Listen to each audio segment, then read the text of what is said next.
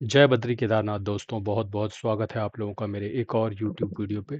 तो दोस्तों, जैसा कि आपने टाइटल में पढ़ा ही होगा, आज हम डिस्कस करने वाले हैं वो 5 कॉमन गलतियां जो म्यूचुअल फंड इन्वेस्टर करते हैं अपनी म्यूचुअल फंड जर्नी में, जिसकी वजह से वो अच्छी वेल्थ क्रिएट नहीं कर पाते। तो चलिए बिना किसी देरी के शुरू करते हैं इस वीडियो को। इससे पहले कि मैं इस वीडियो को शुरू करूँ, आपकी जानकारी के लिए बता दूं कि मेरे द्वारा दी गई जानकारी केवल एजुकेशन पर्पज़ के लिए है, इसे इन्वेस्टमेंट एडवाइस ना समझे। तो दोस्तों, क्या आप पिछले 3, 5, 7 सालों से म्यूचुअल फंड में इन्वेस्ट कर रहे हैं, फिर भी आपको कहीं ऐसा लग रहा है कि आप स्टक हो रखे हैं, आपकी वेल्थ क्रिएट नहीं हो रही है, आपका पोर्टफोलियो ग्रो नहीं हो रहा है? पिछले 1.5-2 साल को तो चलो छोड़ा जा सकता है क्योंकि उसमें तो मार्केट नहीं चली है। और या कह सकते हैं कि आप एसआईपी भी कर रहे हैं, फंड्स भी अच्छे हैं, लेकिन पोर्टफोलियो की ग्रोथ उतनी नहीं दिख रही है जितनी आपने सोची थी। हो सकता है प्रॉब्लम मार्केट में नहीं, बल्कि कुछ ऐसी खामियां या कुछ ऐसी गलतियां हों जो अक्सर इन्वेस्टर जाने अनजाने करते हैं। ठीक है, ऑफ कोर्स मैं ये मानता हूं कि पिछले 2024 से तो मार्केट भी एक बहुत बड़ा रीज़न है कि पोर्टफोलियो नहीं चल रहे। लेकिन कई ऐसे इन्वेस्टर हैं जो 2021-22 से भी निवेशित हैं, लेकिन उनके भी अच्छे रिटर्न नहीं हैं, डिस्पाइट ऑफ द फैक्ट कि उन्होंने बुल रन भी बीच में कवर किया है। तो आज मैं आपको ऐसे ही 5 मिस्टेक बताऊंगा जो आपको म्यूचुअल फंड इन्वेस्टिंग में सक्सेसफुल होने से रोक सकती हैं। तो चलिए आगे बढ़ते हैं। मिस्टेक नंबर 1, रिटर्न देखकर फंड चुनना है। सबसे कॉमन मिस्टेक होती है जो कि एक नया इन्वेस्टर जब भी बाजार में आता है तो करता है। अक्सर कोई नया बंदा बाजार में आता है तो वो देखता है कि इस फंड ने पिछले 2-3 साल में बहुत अच्छा रिटर्न दे रखा है, 30%, 40%, 50%, 60%। जैसा आजकल आप देख रहे हैं निपॉन ताइवान के साथ, नेस्डेक के साथ। तो सबसे पहले उनके मन में क्या आता है, इस फंड को अंदर कर लेता हूँ, मेरा भी 30%, 40%, 50% या 100% रिटर्न बन जाएगा। अब बिना सोचे इन्वेस्ट कर देते हैं, लेकिन रियलिटी ये है कि पास परफॉर्मेंस फ्यूचर रिटर्न्स की गारंटी नहीं होते। ठीक है, आपने कई बड़े बड़े फंड मैनेजर से ये बात सुनी भी होगी, लेकिन कभी अमल नहीं करी। जो फंड कल टॉप परफॉर्मर था, बिल्कुल भी गारंटी नहीं है, बिल्कुल भी जरूरी नहीं है कि वो अगले 5 साल भी टॉप परफॉर्मर रहे। तो फंड सिलेक्ट करते वक्त कुछ चीज़ों का आपको बहुत ध्यान रखना चाहिए। फंड कैटेगरी समझिए, रिस्क प्रोफाइल समझिए, फंड मैनेजर का ट्रैक रिकॉर्ड देखिए, पोर्टफोलियो क्वालिटी देखिए। सिर्फ रिटर्न देखकर इन्वेस्टमेंट करना मुझे लगता है कोई बुद्धिमत्ता का काम नहीं है। तो this is mistake number 1। Mistake number 2, गोल के बिना इन्वेस्टिंग करना। बहुत सारे ऐसे इन्वेस्टर होंगे दोस्तों, मतलब आप उनसे पूछेंगे भाई क्यों इन्वेस्ट कर रहे हो? बस कर रहा हूँ क्योंकि सब करते हैं, टीवी पे ऐड आता है, मैंने भी देखा, मैं भी कर रहा हूँ। तो अगर मैं आपसे पूछूं कि इस एसआईपी का पर्पस क्या है, क्यों कर रहे हैं, और आपका जवाब हो बस वेल्थ क्रिएट करनी है क्योंकि सब करते हैं मेरे दोस्त, मैं भी कर रहा हूँ, तो ये इनकम्प्लीट प्लानिंग है। हर इन्वेस्टमेंट का एक पर्पस होना चाहिए, जैसे retirement, child education, house purchase, financial freedom. और जब भी आपका गोल क्लियर होता है ना, तब उसकी जो प्लानिंग और जर्नी होती है वो अच्छी होती है। जैसे जब आप किसी एग्जाम की प्रिपरेशन करते हैं तो आपको पता होता है ना कि मैं बीकॉम के एग्जाम में बैठने वाला हूँ, बीएससी के एग्जाम में बैठने वाला हूँ। तो आपका फोकस होता है कि हाँ भाई मुझे ये क्लियर करना है। तो उसी तरीके से आपका एक गोल होना चाहिए जब भी आप म्यूचुअल फंड इन्वेस्टमेंट जर्नी पे उतरते हैं। Mistake number 3, sectoral and thematic fund के पीछे भागना। भैया ये तो बहुत ही कॉमन मिस्टेक है जिसको मैं सुधार सुधार के थक चुका हूँ, लेकिन लोग नहीं मानते। आजकल जैसा कि आपने देखा होगा यूट्यूब पे या फिर किसी और सोशल मीडिया प्लेटफॉर्म पे, सेक्टोरल फंड जो है ट्रेंड कर रहे होते हैं। कुछ पॉपुलर एग्जांपल हैं डिफेंस के, PSU, banking, technology, infrastructure, manufacturing theme fund. अच्छा, और मैंने कभी ये नहीं बोला कि ये फंड बुरे हैं। अल्टीमेटली इन सब फंड से बनकर ही तो आपका small cap, mid cap, large cap बनता है। प्रॉब्लम ये है कि इन्वेस्टर इन्हें समझे बिना और फोमो में इन्वेस्ट कर लेते हैं।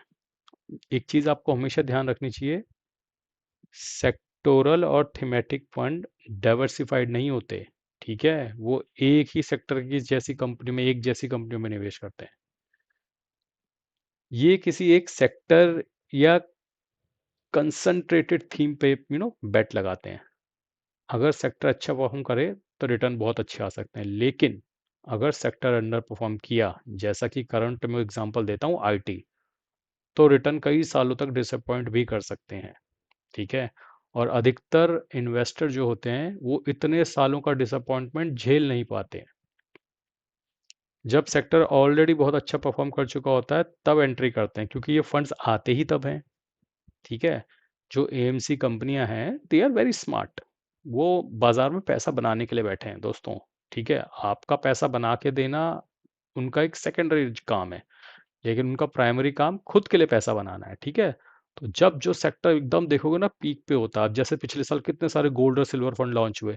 क्यों?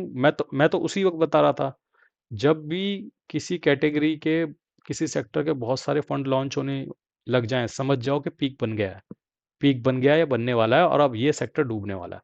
क्योंकि उनका पर्पस ये होता है कि उनको पता है कि बिकेगा ही तब जब पीक में है। जब बोलबाला चल रहा है किसी सेक्टर का तभी वो फंड लॉन्च करते हैं, और जब करेक्शन आता है तो पैनिक में एग्जिट कर जाते हैं। इसलिए अच्छे इन्वेस्टर को जनरली अपने पोर्टफोलियो का कोर हिस्सा डाइवर्सिफाइड फंड में रखते हैं। ठीक है। डाइवर्सिफाइड, यही मैं बोलता हूँ, small cap, mid cap, large cap, multi asset, flexi cap, ये डाइवर्सिफाइड होते हैं। तो म्यूचुअल फंड में ट्रेंड के पीछे भागने से ज़्यादा इंपॉर्टेंट है डिसिप्लिन इन्वेस्टिंग। हर ट्रेंडिंग फंड आपको करोड़पति नहीं बनाएगा, लेकिन गलत समय पर लिया गया कंसंट्रेटेड बेट आपके लॉन्ग टर्म वेल्थ क्रिएशन को जरूर नुकसान पहुंचा सकता है। ये बात हमेशा ध्यान में रखिएगा।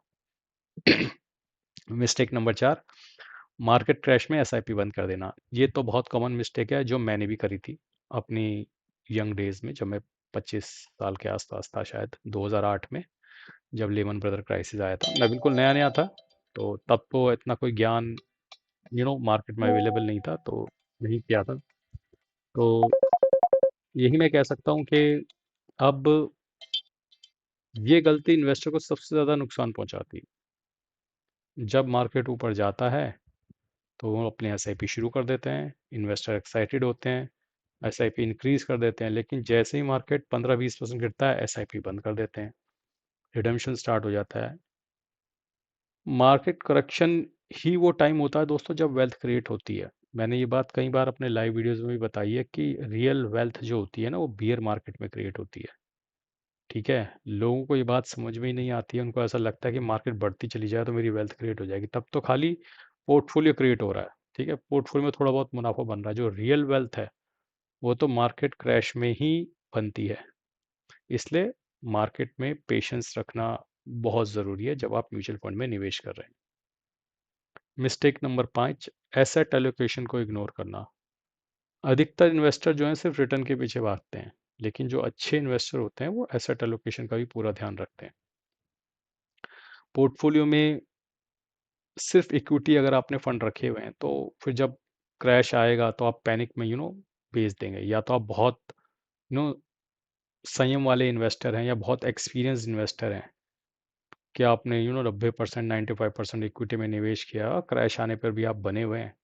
ऐसे आई थिंक 5-7% ही इन्वेस्टर होते हैं, 90% लोग तो बेच के निकल जाते हैं। इसलिए एसेट एलोकेशन को बहुत इंपॉर्टेंस दी जाती है, ताकि आप इक्विटी, डेट और गोल्ड का एक कॉम्बिनेशन बना सकें।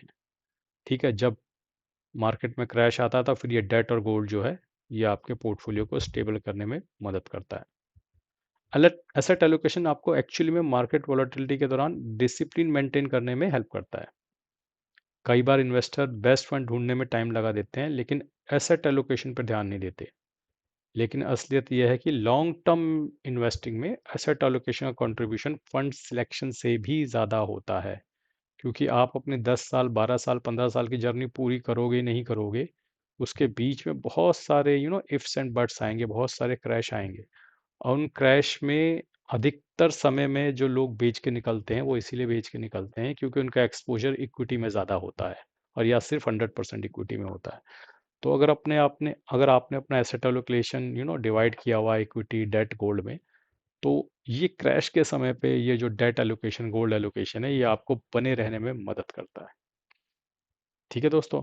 तो आज हमने इन 5 पॉइंट से क्या कंक्लूड किया? सिर्फ रिटर्न देखकर फंड मत चुनिए, गोल बेस्ड इन्वेस्टिंग करिए, सेक्टोरल और थीमेटिक फंड में फोमो से बचिए, मार्केट क्रैश में एसआईपी बंद मत करिए, और एसेट एलोकेशन को कभी इग्नोर मत कीजिए। तो आपकी जानकारी के लिए बता दूं कि मैं AMFI registered mutual fund distributor हूं with ARN number 357890। Mutual fund advisory और मेरे साथ जुड़ने के लिए आप मुझे व्हाट्सएप या ईमेल कर सकते हैं। मेरा व्हाट्सएप और ईमेल आईडी कमेंट और डिस्क्रिप्शन में ऑलरेडी पिन है। तो दोस्तों, अगर आपको वीडियो पसंद आया हो तो प्लीज़ लाइक, शेयर और सब्सक्राइब करना मत भूलिएगा। आज के लिए बस इतना ही। धन्यवाद। Good bye. जय बद्री केदार।